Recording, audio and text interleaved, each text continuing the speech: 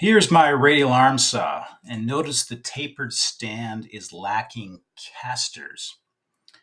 Today I'm going to install a set of 4 casters. Here's what they look like. On eBay, these casters will cost you upwards of $90. As a much more affordable option than eBay, I found this used radial arm saw here that's completely beat up, and it was on a tapered stand, and that stand had casters. Okay, this is the inside look at the rear casters where they're attached. Notice they're attached with just 2 bolts, this one and this one. All right, here's the front legs. And notice how the wheels are mounted on the inside, and you can adjust the height. You can twist the height adjustment on that. And these are attached each leg with 4 bolts. They also have 2 bolts here and then a pivot right here. So I've taken the nut off the other end, and this allows you to pivot that. And then that gives you access to your attachment points inside here. All right, I got all the wheels off and I cleaned them up. These are the rear ones.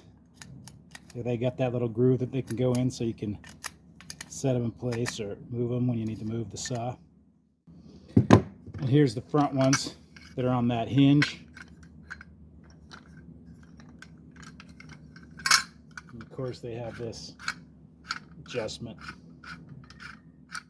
So the casters I removed from the junky saw that I bought from its stand are sitting here on the table of my saw,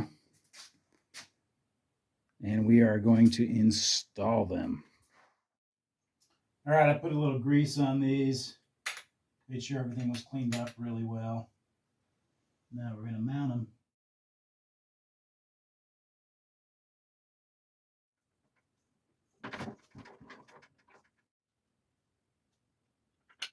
All right, I got the first caster on.